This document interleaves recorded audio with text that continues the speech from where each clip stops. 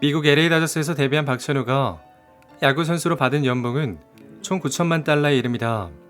여기에 광고 모델료까지 합친다면 그 금액은 훨씬 더 많아집니다. 박찬호는 90년대 모델료로 게토레이 2억 원, 동양제가 7억 원, 삼보 컴퓨터 8억 등 국내 최고 금액의 모델료를 자랑했습니다. 당시 신문기사를 보면 박찬호는 광고 계약만으로 총 50억 원 이상을 받았다고 나왔었죠. 여기에 서울 신사동에 빌딩도 보유하고 있는데 2003년 이 빌딩을 73억 원에 매입하여 건물을 신축합니다.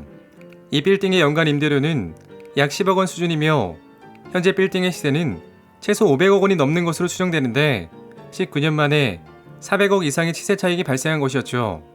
박찬호는 이 밖에도 서울 성수동에 30억 원이 넘는 아파트를 보유하고 있으며 대전에는 90억 원 이상으로 평가되는 토지를 소유하고 있죠. 연금 소득도 어마어마합니다. 미국 프로야구에서 10년 이상 활약한 그는 만 65세부터 매년 3억 5천만 원의 연금을 받을 예정이죠.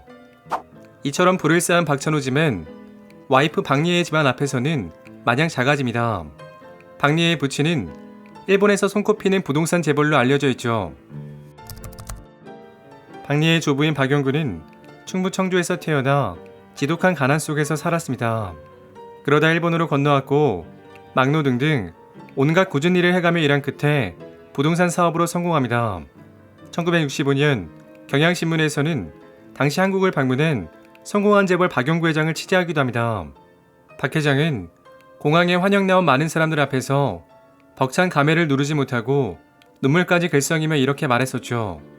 오늘의 감회는 죽을 때까지 잊지 않겠습니다. 조국이 원하는 일이면 무슨 일이든 하겠습니다. 실제로 2년 뒤인 1967년 후배 유학생에게는 나 같은 고생을 겪게 하지 않겠다며 당시 돈 1억 5천만 원을 들여 박영구 장학회를 설립합니다. 그러면서 정일권 외무부 장관을 초청하여 장학회의 기준을 만들기도 했죠. 주요 내용으로는 일본으로 유학 온 학생들에게 장학금과 기숙사를 제공하고 공부를 마치고 돌아간 학생들에게는 정부가 책임지고 일터를 제공한다는 것이었죠. 이후 박영구 장학회는 일본 유학생들에게 매달 100만 원 정도의 장학금을 지급하고 있는데 약 50년간 이 혜택을 본 유학생은 1,500명을 넘어간다고 합니다. 장학금 수혜자 가운데는 전두환 정권 시절 나는 새도 떨어뜨린다는 헌문도 전 장관도 포함되어 있었습니다. 헌문도는 서울대를 졸업하고 도쿄 대학원에 유학 갔는데 이때 박영구 재단의 장학금을 받아 공부했습니다. 졸업 후에는 조선일보 기자로 도쿄 특파원 등을 지냈고 이후에는 전두환 정권의 실세가 되어 언론 통폐합과 언론인 해직을 주도했죠. 시간이 흘러 대한민국 정부는 이 같은 공로를 인정하여 고 박영구 회장에게 국민훈장 모란장을 수여합니다.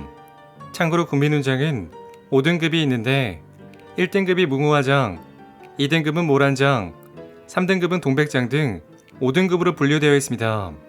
돌아가신 부친을 대신해 훈장을 받은 박충선은 앞으로도 선친의 뜻을 이어 고국의 인재 육성에 한몫하겠다고 말했습니다. 1978년 박영구 회장이 작고한 이후에는 그의 장남인 박충서 대표가 장학회를 이끌고 있었죠. 박충서는 게이오 대학 정치학과를 졸업하고 미국 메릴랜드 주립대학에서 유학한 엘리트입니다. 그는 박찬호 못지않게 학창시절 운동선수로 활약했는데 테니스 선수와 야구 선수로 활동하기도 했죠. 골프도 매우 좋아하는데 과거 싱글을 자랑했고 현재는 85타를 친다고 합니다. 그는 미쓰비시 신탁은행에서 일하다 중앙토지의 대표이사로 취임합니다. 중앙토지는 도쿄에서 빌딩과 아파트를 임대하는 부동산 회사로 현재 도쿄 중심가에 오피스 빌딩 10개 이상과 임대 아파트 8개 이상을 소유하고 있죠. 중앙토지는 한때 일본에서 50위권 안에 드는 재벌 기업으로 알려져 있으며 한국에도 상당한 투자를 했다고 전해집니다. 이처럼 고가의 부동산을 보유한 박 대표는 세금 납부 실적으로 한때 일본의 100위 안에 오르기도 합니다. 98년도에는 도요타 자동차 회장의 납세액을 능가하기도 했죠. 그리고 박충서의 둘째가 박리애로 그녀는 일본 조치대 문학부를 졸업하고 미국 요리학교인 CIA에서 프랑스 요리를 전공합니다. 이 학교는 외식 산업계의 하버드 대학으로 불리며 세계 최고의 요리 대학 중 하나로 꼽히고 있죠.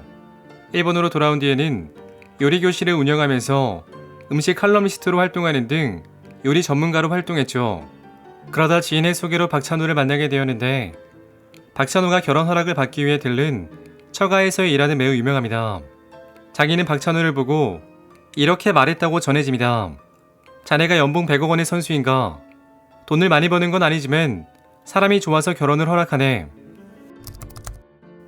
박찬호는 한양대 재학 중 미국 프로야구에 진출하면서 한국 야구에 한 획을 그었고 많은 돈을 벌어들이고 있었습니다. 이에 각종 설문조사에서 대한민국 최고의 신랑감으로 꼽혔고 누가 그의 여자가 될 것이냐에 대해 많은 관심이 있었죠.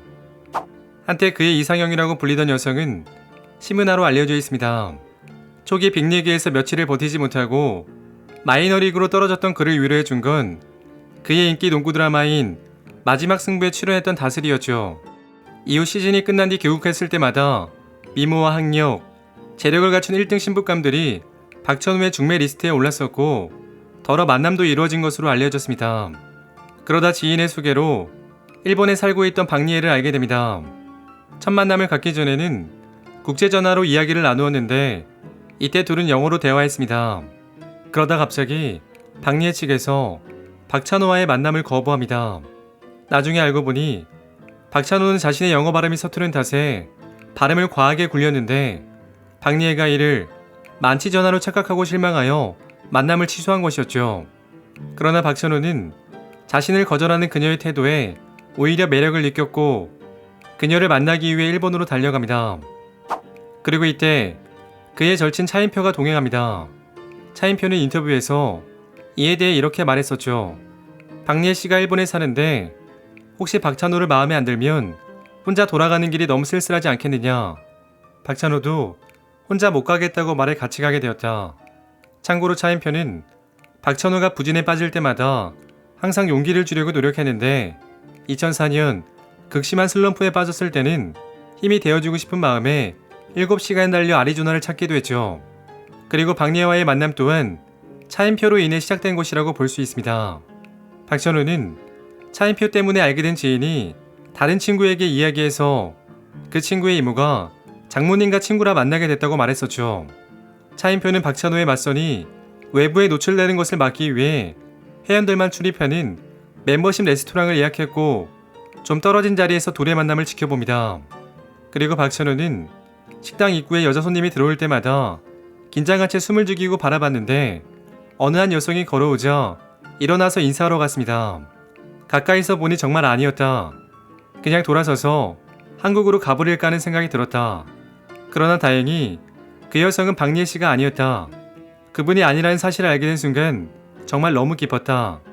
결국 그 사람 이후에 아내가 들어왔고 마음에 들어서 즐거운 시간을 보냈다. 한편 박리애는 남편의 첫인상에 대해 이상했다고 말했습니다.